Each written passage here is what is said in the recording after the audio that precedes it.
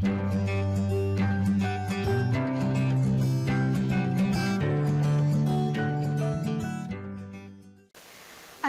warahmatullahi wabarakatuh. Kembali lagi bersama saya Agi Khairunisa yang akan membahas materi biologi kelas 11 kali ini ya, tentang sistem reproduksi pada manusia. Nah, sistem reproduksi ini merupakan salah satu sistem yang ada di dalam tubuh kita yang berfungsi untuk melestarikan keturunan manusia gitu ya. Nah, dan terdiri dari beberapa organ-organ. Nah, yang pertama yang akan kita bahas adalah mengenai organ reproduksi pada laki-laki. Nah, organ reproduksi pada laki-laki ini terdiri dari alat kelamin luar dan juga alat kelamin dalam. Nah, alat kelamin luar pada pria disebut sebagai penis. Fungsinya adalah sebagai alat kopulasi. Nah, yang kedua adalah alat kelamin dalam. Nah, terdiri dari beberapa bagian. Yang pertama adalah testis. Fungsinya untuk pembentukan sel kelamin jantan atau disebut sebagai spermatozoa dan juga untuk membentuk hormon kelamin berupa testosteron. Yang kedua adalah saluran reproduksi, terdiri dari 3 jenis, yaitu ductus epididymis, fungsinya untuk pematangan sperma. Yang kedua adalah vas deferens, yang akan bergabung dengan vesikula seminalis yang ada di kelenjar kelamin, membentuk ductus ejaculator. Nah, yang ductus ejaculator adalah saluran yang membuka ke bagian uretra. Yang ketiga ada kelenjar kelamin, menghasilkan sekresi yang berkombinasi membentuk semen ya, berkombinasi dengan sperma membentuk semen. Yang pertama ada vesikula seminalis. Nah, kelenjar selanjutnya adalah kelenjar prostat yang memiliki cairan yang untuk menggumpalkan gitu. Dan selanjutnya adalah kelenjar bulboretrus atau kelenjar Cowper ya.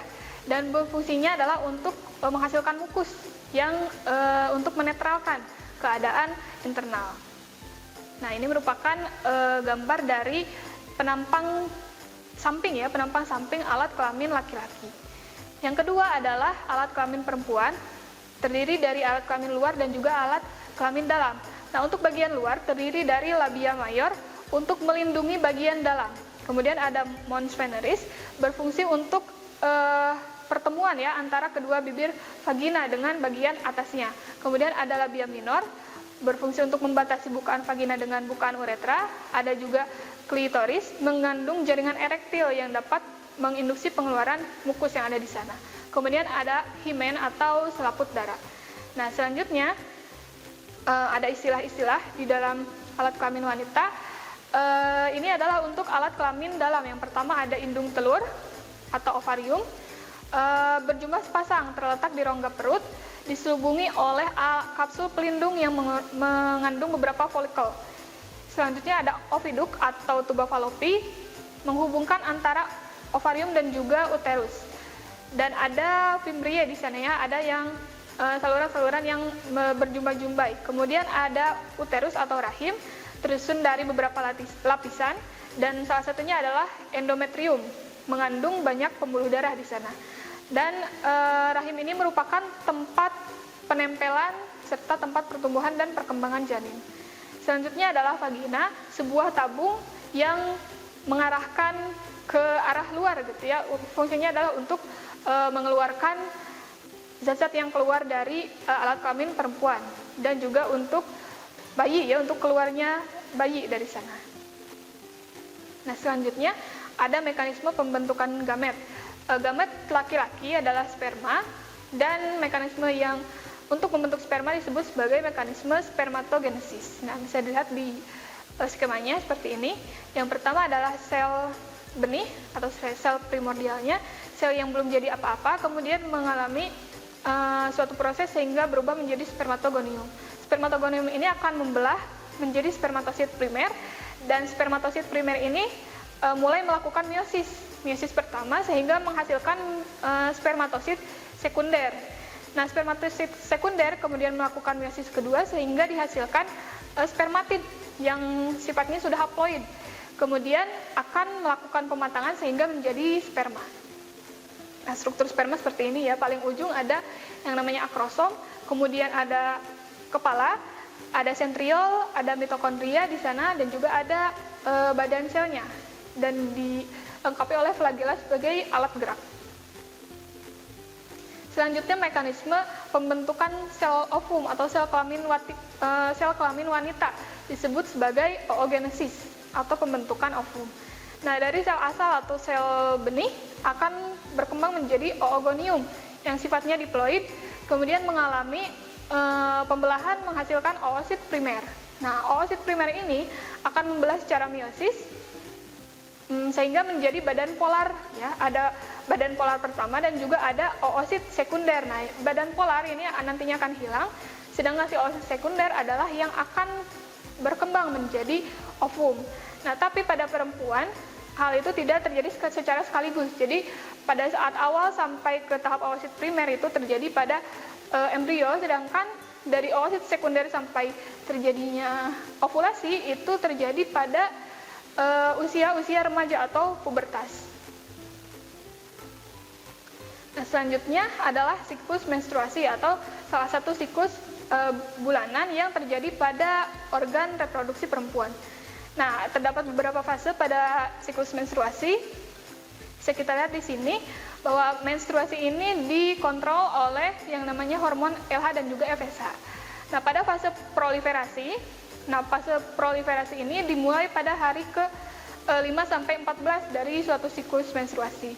Endometriumnya menebal dan selama pertumbuhan folikel menjadi follicle degrowth terjadi proses pembentukan dan pengeluaran hormon estrogen dan akan membuat pengeluaran FSH menjadi terhambat dan memacu pengeluaran LH. Nah, pecahnya follicle degrowth ini akan membuat ovum terlepas dan terlempar, dan itulah yang kita sebut sebagai ovulasi. Nah, selanjutnya adalah fase sekresi atau fase progesteron. Terjadi pada hari ke-14 sampai 28 dari siklus.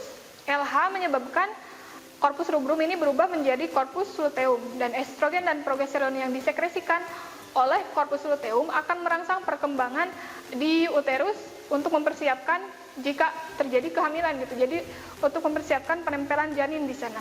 Endometrium terus menebal dan jika tidak ada kehamilan maka akan luruh dan terjadilah fase yang terakhir yaitu fase menstruasi. Berlangsung selama 4 sampai 6 hari, namun beberapa individu juga kadang mengalaminya lebih lama atau lebih sebentar. Endometrium ini mengalami degenerasi, meluruh, kemudian bersama dengan darah, mukus dan juga sel-sel epitel yang ada di sana dikeluarkan melalui vagina. Kemudian ada fertilisasi dan juga kehamilan. Fertilisasi merupakan penggabungan antara sel kelamin jantan dengan betina.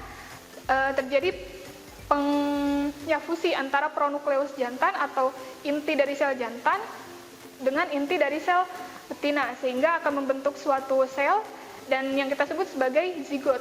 Zigot ini akan tumbuh menjadi embrio dalam uterus, dalam rahim sejak terjadi fertilisasi sampai berkembang terus-menerus dan akhirnya bisa dilahirkan. Nah, selanjutnya yang akan dibahas adalah mengenai ASI atau air susu ibu. Nah, penelitian yang telah dilakukan menyampaikan bahwa air susu ibu ini mengandung hampir semua zat gizi yang diperlukan oleh bayi. Salah satunya adalah asam laktat sehingga bisa membuat bayi terhambat pertumbuhan bakterinya gitu. Kemudian ada juga fungsinya untuk merangsang pertumbuhan mikroorganisme yang baik sehingga kekebalan tubuh lebih baik lagi. Selain itu, bisa memudahkan terjadinya pengendapan kasein ya, kalsium kaseinat, kemudian memudahkan penyerapan dari berbagai mineral yang dikonsumsi. Kemudian hasil selanjutnya adalah ASI tidak mengandung bibit penyakit, kemudian ASI lebih aman, risiko alergi menjadi lebih minimal, kemudian temperatur ASI itu sangat sesuai. Pemberian ASI ini berarti membuktikan bahwa kasih sayang ibu kepada bayinya sehingga bisa mempererat hubungan antara ibu dengan bayinya. Kemudian dengan menyusui juga bisa merangsang pertumbuhan geraham lebih baik. Dan bentuk payudara ibu membuat bayi menjadi tidak tersedak gitu. Jadi telah didesain sedemikian rupa untuk sangat sesuai. Selanjutnya ini ada perbandingan kadar zat gizi pada beberapa jenis susu dan bisa kita lihat pada ASI ini merupakan kandungan gizi yang lebih baik gitu ya dibandingkan dengan di sini ada susu sapi dan juga susu kerbau. Nah, selanjutnya dalam sistem reproduksi perlu diketahui juga tentang pengaturan kelahiran atau keluarga berencana ya.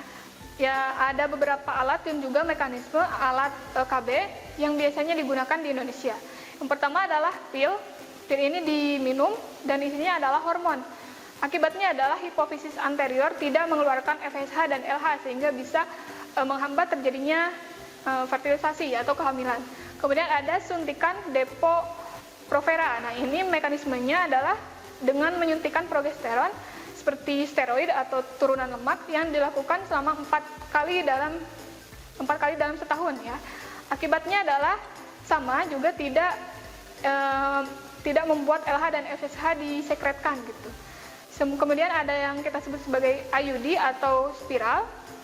Mekanismenya adalah dengan memasukkan alat berupa spiral ke dalam organ kelamin perempuan.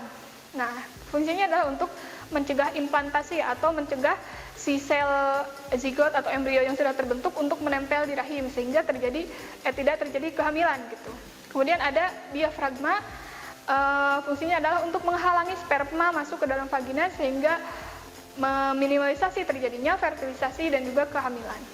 Yang selanjutnya adalah karet KB, digunakan untuk mencegah sperma masuk ke dalam vagina juga. Nah, ada beberapa kelainan atau gangguan yang bisa timbul pada sistem atau pada alat reproduksi. Yang pertama adalah tumor payudara. Nah, tumor payudara ini sama seperti tumor lainnya, yaitu adanya pertumbuhan sel yang tidak normal pada bagian payudara, sehingga menghancurkan atau menghambat sistem-sistem lain yang ada di dalam tubuh kita. Selanjutnya ada vulvovaginitis atau peradangan pada vulva dan vagina yang sering menimbulkan gejalanya berupa keputihan. Selanjutnya adalah impotensi. Ini biasanya terjadi pada pria, yaitu ketidakmampuan mempertahankan ereksi penis. Kemudian ada gonore, yaitu infeksi akut yang menyerang selaput lendir pada uretra, pada serviks, rektum, sendi, tulang, faring, dan juga mata. Selanjutnya adalah infertilitas atau kemandulan, alias tidak memiliki kemampuan untuk menghasilkan keturunan. Bisa disebabkan oleh faktor laki-laki dan juga faktor perempuan. Selanjutnya adalah sifilis, merupakan penyakit menular yang disebabkan oleh bakteri bernama Treponema pallidum. Selanjutnya adalah kanker serviks, disebabkan oleh virus herpes simplex tipe 2 menyerang kulit di daerah genital luar, yaitu anus dan juga vagina. Ada endometriosis atau peradangan ya pada endometrium. Terdapat jaringan endometrium yang ada di luar rahim. Kemudian yang terakhir adalah AIDS disebabkan oleh HIV ya atau human immunodeficiency virus. Penyakit ini menyerang sistem kekebalan tubuh manusia sehingga penderitanya tidak bisa bertahan hidup lama karena bisa terinfeksi dengan mudah oleh alergen ataupun oleh benda-benda lain yang ada di dalam kehidupan kita. Nah, sekian saja untuk bahasan mengenai sistem reproduksi. Wassalamualaikum warahmatullahi wabarakatuh. Kunjungi sosial media lainnya seperti website kami di pkbmalfata.com, Facebook PKB Malfata Manunjaya, Instagram PKB Malfata _official. Dan terima kasih telah klik video ini. Jangan lupa like, comment, share, and subscribe untuk menunjukkan dukungan kamu terhadap channel ini. Enjoy the video PKB Malfata.